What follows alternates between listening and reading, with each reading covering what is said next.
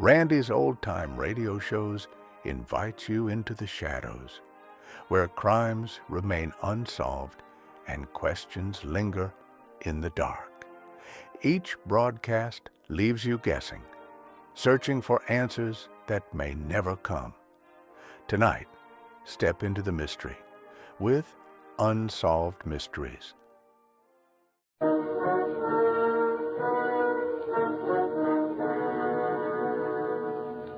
Unsolved Mysteries.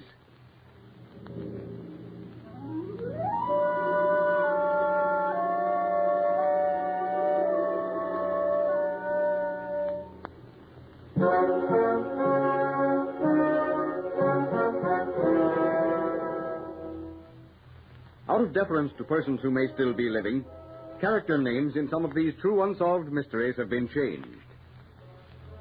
The moving finger writes, and having writ moves on, nor all thy piety nor wit can lure it back to cancel half a line, nor all thy tears wash out a word of it. In all the history of crime and criminals, the truth of that quotation was never better proved than in the amazing case of Bela, the mystery man of Europe.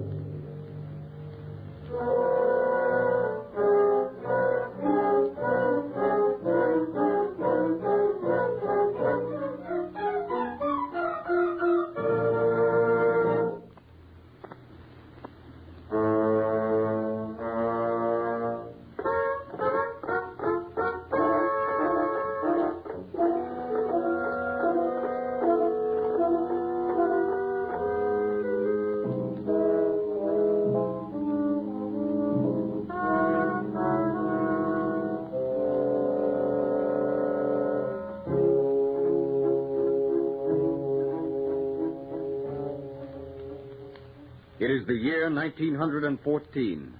The scene is the office of the Chief of Police in Budapest. The Chief is seated behind his desk, while in the doorway stands a woman. Her face is white. Terror stares from her eyes, and her hands tremble as she tears her tiny handkerchief to pieces. But, Chief, you must believe me. Your assistant does not. But I tell you, someone will be killed if you do not listen to what I have to say. Now, sit down, my child. Calm yourself. Are you ready to listen to your story? Last night I went to the theater. I sat next to a gentleman. He looked like a gentleman. We spoke about the program, you understand? I understand. And having spoken to him of the program, he suggested you have supper? Yes, we went for a drive in his motor car. And he asked you how you'd like to visit his home? Yes, sir, but how... How do I know? It's always the same story. Of how much money did he rob you? Money, sir, I had no money. He did not rob me. He tried to kill me. It was horrible. I nearly died of fright. Now, complete the story. I went to his home. A castle it was. He asked if I would like to have my fortune told. I said yes. He told me to gaze in the crystal globe. But first he gave me some pale yellow wine to drink. Yeah, go on. I felt my senses slipping away from me. I was staring hard in the crystal. A shadow, I know not what, made me glance in the mirror.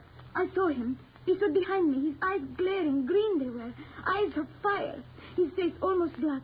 And in his hand he held a piece of green silk cord. It was looped and had a slip knot. He was going to slip it over my head. Yes, and then? Then I fainted. The next thing I knew, I was flying among the shrubbery in Erskadet Park. Very well. We will look into the matter. You do not believe me, do you? Oh, I would not say that. No, Sorry. Someday you will regret. Goodbye. 3 weeks later, a wealthy society woman tells a similar story to the Budapest Chief of Police. 4 weeks later, another. In each instance, the description given by the women of the castle, of the fiend who drugged them, is the same. The World War breaks out, and the police department is disrupted. But the citizens of Vienna and Budapest are terrified at the alarming number of missing women. On farms, in gardens, behind hedges, in abandoned buildings, bodies in various stages of decomposition are found, and all are bodies of women. The chief is frantic, and with a woman assistant and 2 detectives scouring the countryside in search of a building that will answer the description of the castle, he meets a government official. Well, Chief, what are you doing out here? Seeing the country? Well, what are you doing here? The government has ordered the seizure of all gasoline for the war, you see. I'm detailed to this district. I'm in a few minutes going to that castle upon the hill. Oh, the castle? May we go with you? Certainly, it will be a pleasure. Oh, this is Herr Hartmann. He is the gentleman who told us there's gasoline stored at the castle. But get into the car. We should be off. Oh, yes, indeed. I have some stories to hear around here. Yeah, it's an unusual country. You know, there is a tragic story behind that castle. Yes? Indeed, yeah. Bela, he owned the castle. It's a very beautiful wife. They were so happy. Everybody in the village was happy in their love. But alas, Yeah, what? she disappeared. Poor Bela was desolate. She had run away with a younger man. It was terrible. Well, what did he look like, this Bela? He was a handsome man, tall, elegant, thin-faced, I would say, and black-haired, high cheekbones. Ah, it's the same man. Fits the description given by these different women, all right. You're looking for him. Yeah, we certainly are. But go on. What is the finish to the story? An old woman went to do the cleaning at the castle. Bela told her she must not go into a certain room. Regular Bluebeard story. But the old woman, like all old women, was inquisitive. She looked. And saw what? 5 big vats. We have good reason to believe these vats contain gasoline. Oh, but here we are at the place. We'll soon know for certain. Out of the car pour the officers. The empty castle rings to their footsteps as they make their way to the forbidden room. Strangely enough, the key is in the lock. The door creaks. There are the 5 vats against the wall. A strong odor of alcohol. They move forward and look into the vats. Horror stamps their faces as they see in each vat a naked woman, and around each neck the bluish mark made by the strangler's cord. Name of all the saints. Where is the wreck? This is ghastly. I have come to find gasoline, and I find 5 corpses. 5? Yes, but with all the corpses found throughout the city. The Carlton, get the men to dig the gas. I shall have it done. On the instant, I shall have it done. Yes, and you have, you know of this monster, this Bela. Where is he? He was killed in the war. 26 bodies of women were found buried in Bela Kis's garden. Over 160 pawn tickets relating to the women's wearing apparel and jewelry. Furious that death in the war had cheated him the capture of the monster, the chief returned to Budapest and tried to forget the horror of the 5 vats. The war over, the chief is sitting in his office when through the door bursts the woman who had first warned him of Bela Kis. I have seen him. I saw him today, not half hour ago. Why, who? What are you talking The about? man who tried to kill me at the castle. I saw him, I tell you. Oh, impossible. I have checked the war records. He was killed in Serbia in 1916. See, here are the records. I have kept them. Bela Kis died of wounds August 9th, 1916. I do not care. Do you think I could forget him? Never, never, I tell you. He is alive, this fiend. But it's impossible, I tell you. Bela Kis is dead. But soon the chief was to doubt his vehement assertions, for within a month he was to hear another story of a woman almost strangled under identical circumstances, although at a different place from the now empty castle. Besides this, the terror of missing women returned to haunt the citizens, and once again the decomposed bodies of long-dead women were found in desolate places. In just a moment you will hear a solution to the strange case of Bela Kis, the mystery man of Europe.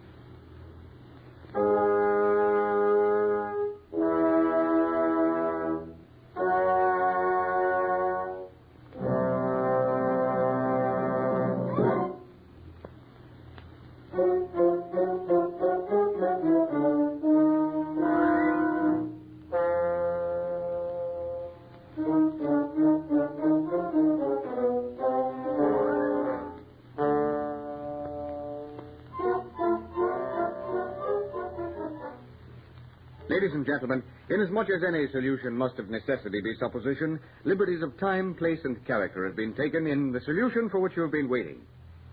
The solution of why the murders continued in the same manner as before Bela Kis's reported death in the war is taken from the statements of the Chief of Police of Budapest, who supplied the information, which, to the best of our belief, has never been published in American newspapers. The scene is the hospital in which Bela Kiss had been reported as having died of wounds. The chief of police, remembering how the first woman had warned him of the fiend's activities, determines to carry his investigation further than the official army records reporting death. The chief questions a nurse. You, of course, know the murders in and around Vienna and Budapest. Yes, naturally. Although, like everyone else on war service, I was too busy to really keep up with the report. Well, we did not give all our information to the press. We decided that we would have more success by keeping something secret. I can understand that. Now, this man, Fiend is a better name, has probably been responsible for the death of over 300 women.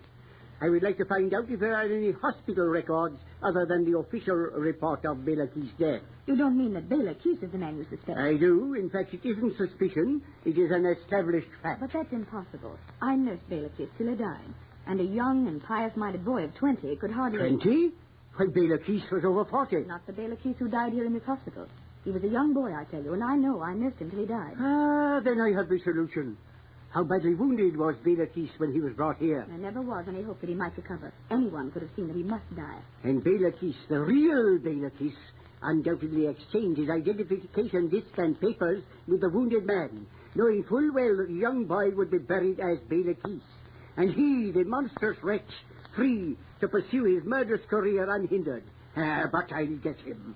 I'll get him. Back to Budapest races the chief. For 4 days, he works feverishly, taking no one into his confidence, but ordering his men to stand by. One night, to a house on the outskirts of town, drive 2 police cars filled with officers. The chief leads the way from the back of the house to one of the upper rooms. Now, listen, you men. Listen. I want absolute silence. I am decided in my own mind that Bela Kiss has tracked the various women he has killed by advertisements in the papers. So I decided to use his methods and inserted this advertisement. I'll read it. Young woman, widow, with moderate fortune and with moderately good looks, desires company of men of culture, preferably 40 or over. Must be tall and dark. Object, matrimony. And you expect Bela Kiss to answer that? He has answered it. He'll be here. A taxi at the door. A man is getting out. Ah, gee, it's Bela Kiss. He looked up. He's getting back into the taxi. Ah, after him, quick. Down the stairs rush the police. The taxi, with Bela Kiss standing on the running board, speeds toward the river with the police car in pursuit. He's going to shoot. Get him. Get him. Bela Kiss slumps. He's hit, but he hangs on. The taxi reaches the bridge. Another burst of bullets. Several shots take effect, but with one last effort, Bela Kiss throws himself from the taxi, pulls himself over the parapet of the bridge, falls like a plummet, and disappears forever under the foaming waters of the Danube. And so, coincidence, the World War, a search for gasoline, a nurse who remembered a patient, provide the solution for a 15-year-old unsolved mystery. Bela Kiss, the mystery man of Europe.